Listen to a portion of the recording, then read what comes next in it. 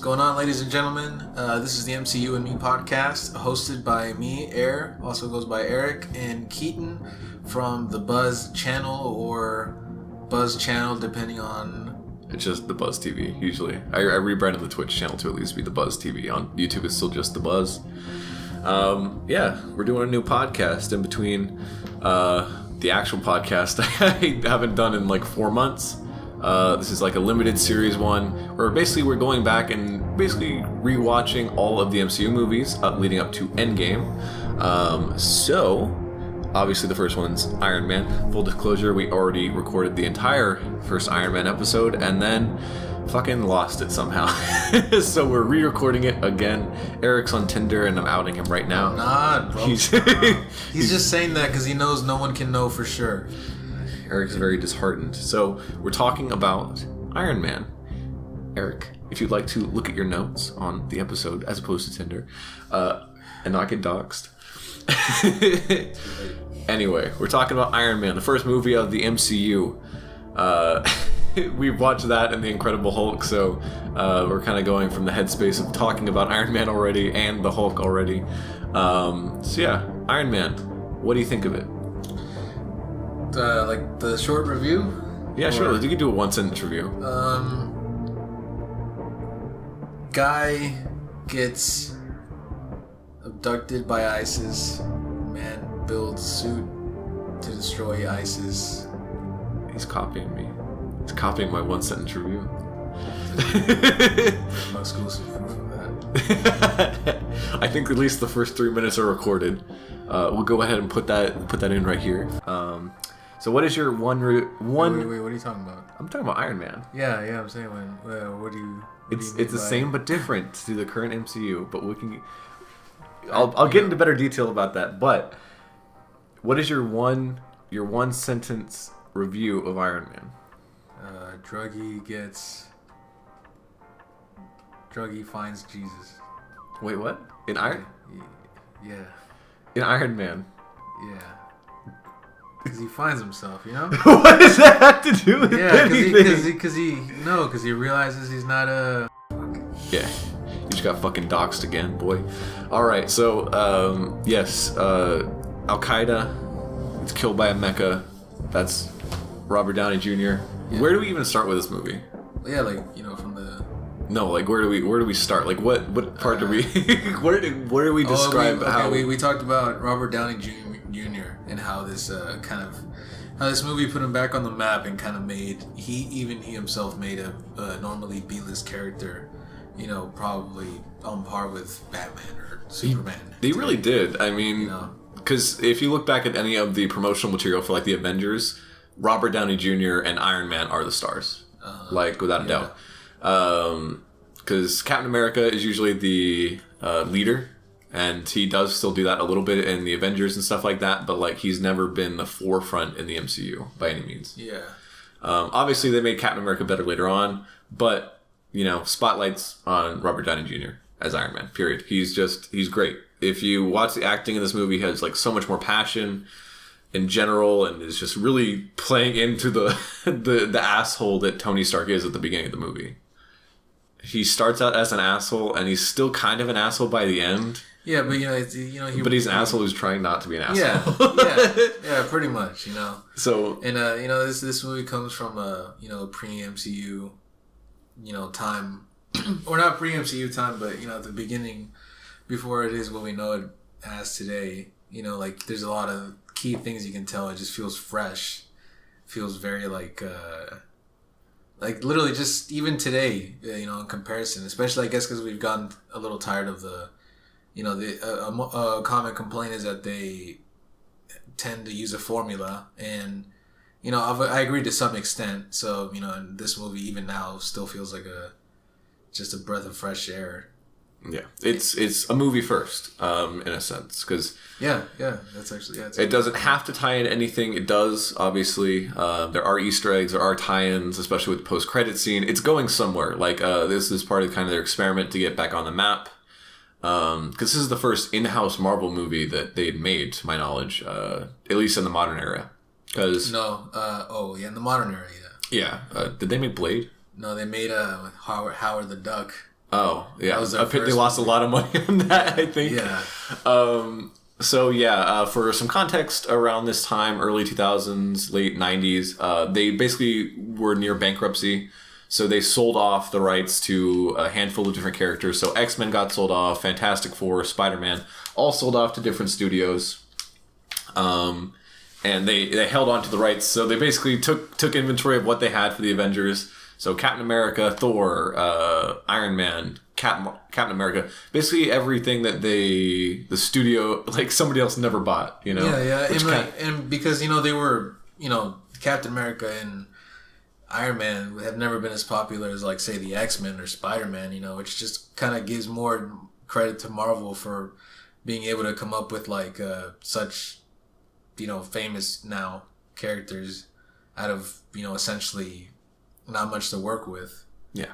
In comparison to, some another particular another movie studio that's attempt to copy them in their new format, because this was the one that put them on the map. Is like, oh shit, a superhero movie can be both good, have a little bit of a message as far as like the war profiteering and shit like that, but doesn't really harp on it too much besides like the character's own motivations. So that's kind of plays into it. So his morals definitely go from being amoral to moral, because he actually feels guilty about his actions, but he doesn't know how to be like a good guy superhero yet, but he kind of does. You know what I mean? Yeah. He does it in his own way. He literally goes and tries to fight ISIS, or in this movie, the Ten Rings. Yeah. He tries to go fight them on his own terms, with this fucking mech, basically. And part of the part of the thing that I think makes this movie so funny too is because they improvised the majority of it while they were on set, because they didn't have a script for how the movie was even going to go or end, and I think in a way it maybe worked out to its favor, because it made everything a little more spontaneous, a little bit more loose. You can definitely tell, and all the characters are pretty funny too, but they all seem real. And they let Robert Downey Jr. shine, you know, and that might have been Jon Favreau, who's, from what I've seen as far as his work, is just an all-around good director and writer. So as far as I know, they're a pretty good team, with him working together with Robert Downey Jr. to kind of collaborate and make that kind of thing. Which I didn't know that until you told me in the last recording of this, but I can kind of see it now, and they don't do that too much nowadays. Ragnarok was kind of an example where they did something similar to that, and that is also a very highly received movie. But I think that's more. I think that's more freedom on the director. Rather than like it being improvised. Yeah. So it is interesting with it being pre-MCU. They aren't as stuck. Not stuck. They don't have to stick to a formula as much, And this and the Incredible Hulk being pre-Disney buyout. You can kind of tell a little bit. It's a lot bloodier. It's a lot more grounded. There's straight up terrorism, which isn't really brought up in the same way. It shows him bleeding from his chest. He wakes up with his heart connected to a car battery. The sex. There is sex. They're straight up basically sex. I mean, they roll around on the bed, and it's very PG-13 sex, but I mean, it's there, Yeah, and I don't know. It's interesting to go back and look at it and compare it to now. Like, back then you would have never thought that someday you'd see Iron Man with Rocket Raccoon. Or something like that, it's just kind of crazy to see how far everything's come by. Yeah. And it kind of makes you cry. I don't know, but it is an interesting look, because at the time of recording, Captain Marvel has not come out yet. It's early March. So we've seen Infinity War. The most recent movie is Ant-Man and the Wasp, but obviously the most relevant one is Infinity War. But Infinity War, it's kind of interesting to see the comparison between modern Marvel universe and the start of it. Because it's more grounded. He's basically fighting terrorists as opposed to galactic threats. And this was this was a good start, ultimately. Like, to start with a human character. Who's just a smart guy who develops a suit, basically. He's not Thor, he's not Captain America, even though Captain America's a pretty easy sell. That reminds me of Jensen. Jensen? What about Jensen? Man, I'm a little sad that they haven't brought back my boy Jensen. They brought him back. He's dead though. Okay, they might bring him. But they might reference him in that's what I'm saying because. What? Why? What does Jensen have to do with it? Like, why bring him back? Like, why? Because he's literally the one that imposed that message to Tony. Without Jensen, there would be no Iron Man. There would not. It's accurate. Okay. Yes, you're right. His last words were, I don't know, I can be with my family now or some shit. That's part of it, yeah.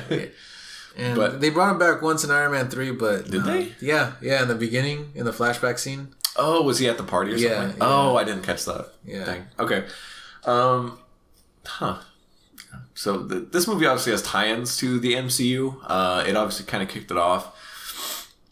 It gets referenced in the sense that he became Iron Man, because this is straight up an Iron Man origin story down to the Mark I suit, which looks like straight out of the comics essentially, as much as they could, making it realistic.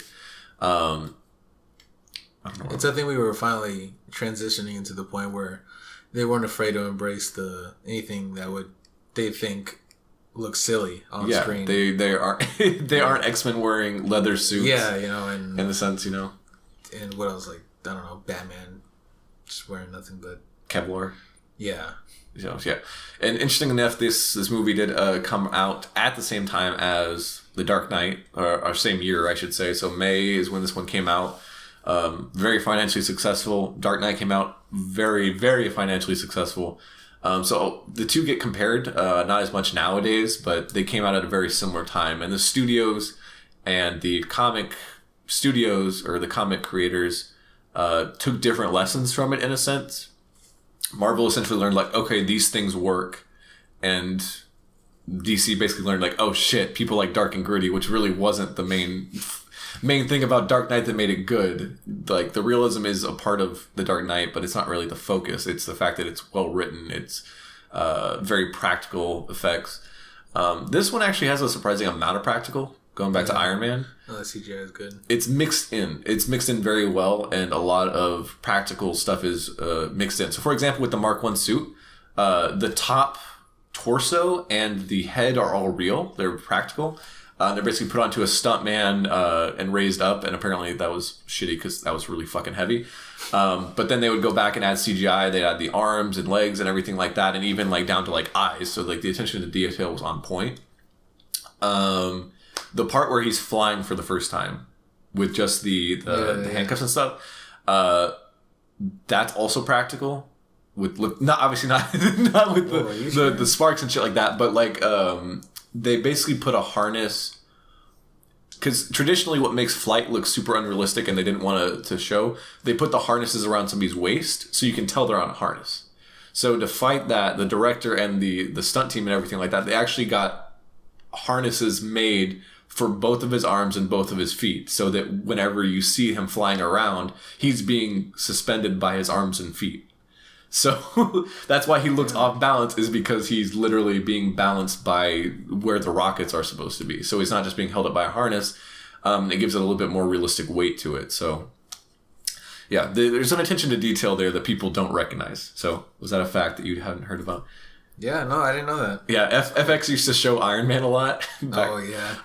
And they love to show like DVD extras and shit. So yeah, I watched that quite a bit. So I get random shit like that.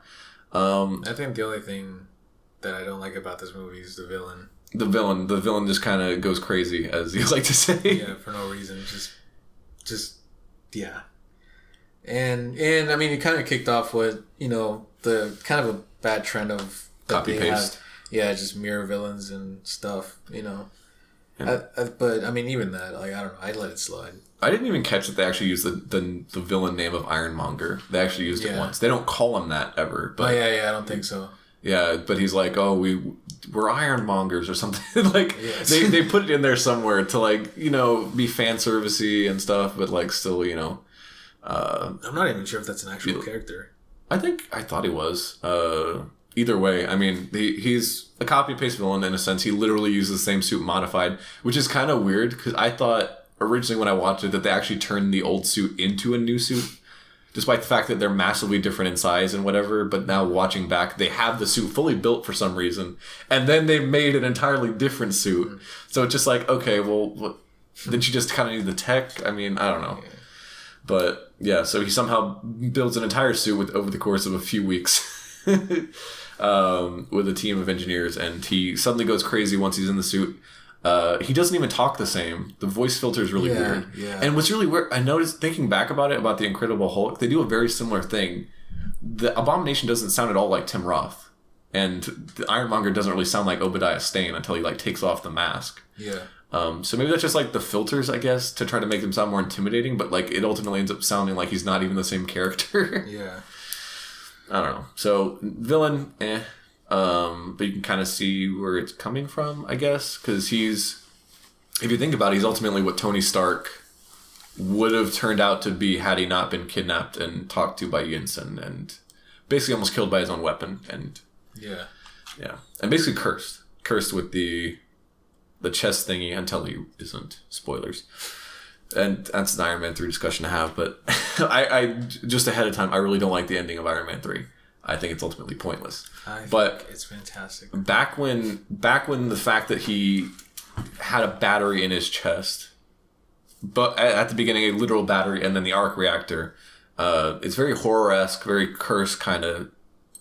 It's basically acting like a curse in a very similar way to the Hulk. So it's good that those kind of came around the same time. I kind of got that vibe from both movies. Except in this case, obviously, he didn't have to become Iron Man. It's more of a moral dilemma. He had to become Iron Man, as opposed to the Hulk, where he just became the Hulk and can't really do anything about it. But the curse aspect and horror kind of elements are kind of there, at least in the beginning of the Iron Man story. After that, it kind of just becomes like a joyride, he's fighting terrorism with the fucking rocket suit. That first action scene too, in the actual Iron Man suit when he goes back. Yeah, when he goes back to save the village. Yeah, that's a badass. Yeah. And they definitely play that up they literally kind of. He's basically bulletproof, which is interesting. And rocket proof. I think he gets hit by a rocket. Yeah. Someone had suggested that if maybe they would retcon something he saves a family in that scene. Yeah. So what if one of those little girls grew up to be Kamala Khan? Who? The new Captain Marvel, the Muslim one. Oh, well, I don't think... Or that's Miss Marvel, I think you're thinking of. Oh, yeah. I think the one with stretchy powers? I think so. Maybe. It depends on if they get to that. I mean, Phase 4, they're keeping them very much under wraps, which I love. Going more into a general MCU discussion. Phase 4 is very under wraps, so going back to Phase 1, seeing how everything played out, I'm curious, because...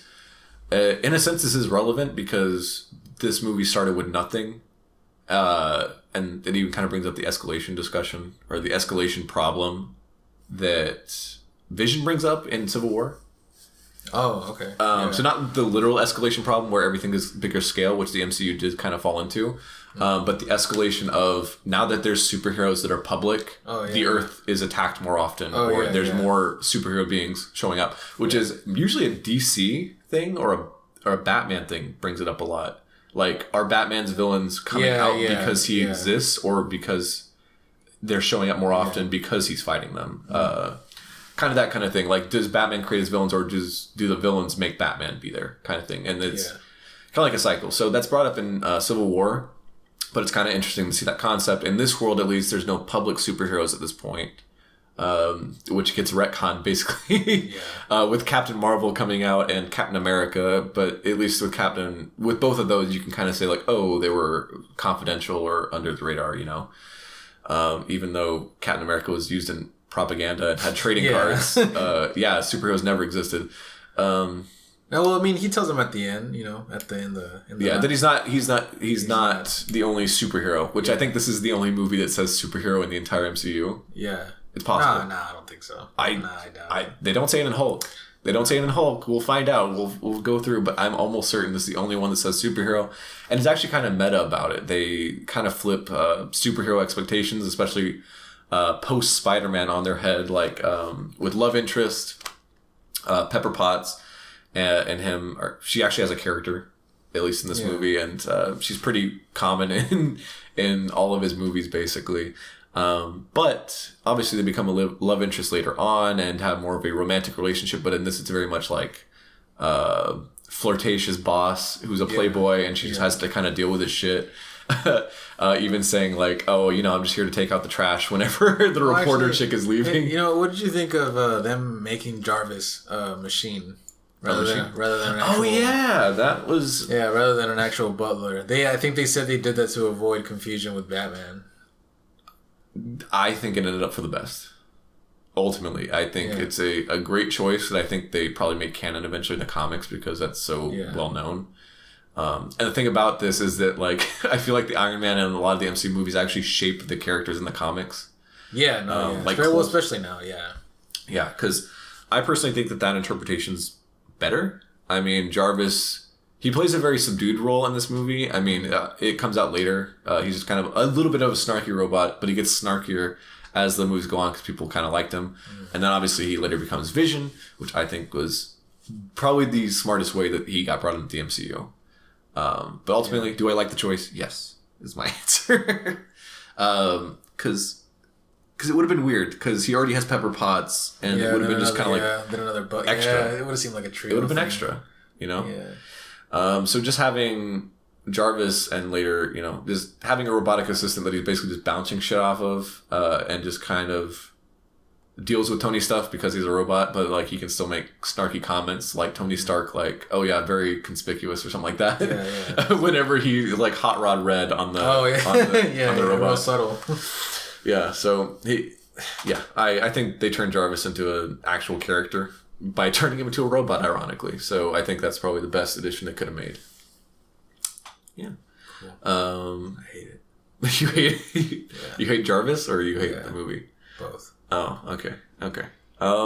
Okay, last thing to touch on, to my knowledge, is connections to the MCU and post-credit scene, being the first movie.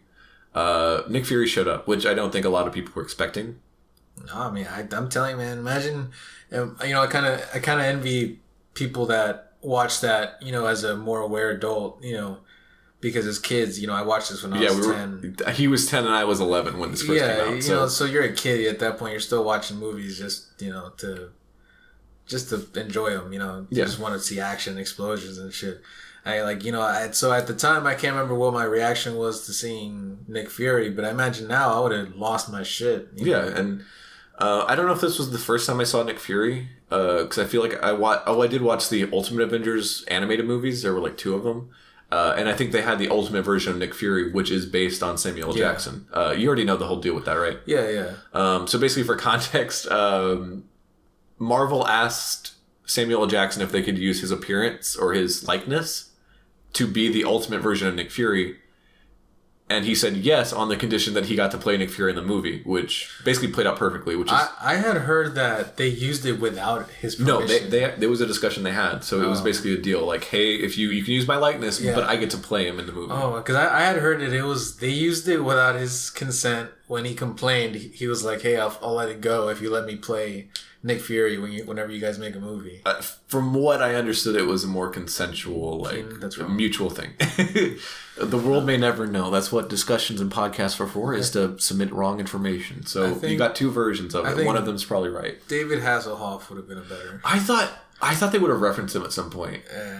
I don't know. I feel like... he does show up in the MCU, funny enough, as himself. Yeah, I feel like nobody really knows about that show. Was he the original? Yeah. I mean, it was S.H.I.E.L.D. Yeah, it was the a original show called S.H.I.E.L.D. or something. The original Nick Fury, design, I thought David Hasselhoff's perfect for that. No, yeah, he is, but I don't know, the Samuel Jackson one. I'll have more to say about Nick Fury storyline whenever Captain America 2 comes around, because there's some stuff to say about him in that. But yeah, his appearance was not expected in this movie. You did not expect him to straight up say like, hey, we want you to join the Avengers. Like, that shit just kind of came out of nowhere. And kind of gets retconned because they don't want him. It turns out. But, no, he doesn't want them. Well, wasn't that the case? I think by the time Avengers or Iron Man 2 rolls around, they're like, yeah, you got denied for being the Avengers Initiative. In Iron Man 2? Yeah, I think so. I could have sworn it was him. Remember, he's in the donut. We haven't watched Iron Man 2 yet. We'll talk about it. But so basically he gets invited to be the end of the Avengers, and obviously that ties into more of setup for Phase 1. Interestingly enough, this was released 4 years before Avengers actually ended up coming out. So it was this movie, Incredible Hulk. A year or 2 years passed. Iron Man 2 came out because Iron Man 1 was so successful. Iron Man 2 actually had a very similar budget to the Avengers. Yeah, that's crazy. Yeah, it did come out. Years later, yeah. So this movie and the Incredible Hulk were very much experiments in what they could do, and it proved successful. At least with Iron Man, which is no wonder why he's the front runner. So, yeah. I'm trying to think. Like, do you think he's gonna get a good wrap up in Endgame? He better, man. That's one of the greatest story arcs. He's had such a character arc. Though. Yeah. That's what I meant. Character arc. Yeah. Went from a selfish billionaire asshole to a slightly less selfish billionaire asshole. Yeah. Somehow never loses all of his money. That man made Thanos bleed. He was the only character who did it. But goddamn, Infinity War is going to be such a discussion. I know. That one might be a longer one, but yeah, we got a ways to go. All right, but any other points on Iron Man? Nah, perfect movie, low-key perfect movie. All right, I would agree that it's the perfect combination of cheesy, old style 2000s. Yeah. But not too much, It's not. But not too. It's grounded, but it's not too. It's grounded in the politics. I think it's grounded in the politics of that time. So like, it's a good mix. It's a good mix, It was a perfect storm. It was a comeback story for Robert Downey Jr. It was a Marvel character that nobody expected to do successfully and be written this well. And it basically all went great, So Marvel went from being almost bankrupt to selling for billions of dollars to where they could literally buy all their characters if they wanted. Yeah, they're trying to get them back now. So I mean, it's understandable. It kind of had to happen for them to exist and actually end up making these movies. To have sold off the rights to the X-Men, which is perfectly fine, because I don't care about the X-Men being in MCU. Period. Wow. I know you probably have a differing opinion on that, but X-Men does not fucking matter. I'm not okay. That's it. I'm not, X-Men does not matter. I'm leaving. But Iron Man's better than all those. Perfect movie. Let's give it a 10 out of 10 on the scale. Just based on this shit's rewatchable. You can watch this over. I would watch this shit again over Ant-Man and the Wasp. Let's say that. Good pacing too. Great pacing. A lot of. It's a good length. Yeah, it's one of the best pacings. Like especially one of the best ones is Infinity War. That's top of my list. Bring that up a lot because it ties in a lot to Iron Man 1 in a sense. But this has damn good pacing too. I'll give it that. Any other final comments? No, that's it. No. Okay. Yeah. So sorry if we're a little stilted on this movie because we had to record this twice. Yeah. But all in all, I think we got all the same points out, and the Incredible Hulk one was done in one take, and that one, to my knowledge, went out all right. So we look forward to it. We're going to be trying to put these out at least 2 or 3 a week, maybe more, depending on how our pacing is. We might have to speed it up near the end. So yeah, look forward to those. On that, this is MCU and me. I'm Keaton with the Buzz, and I've been joined by Eric. Air. Nobody calls him that. Goodbye. I don't think the mic picked it up.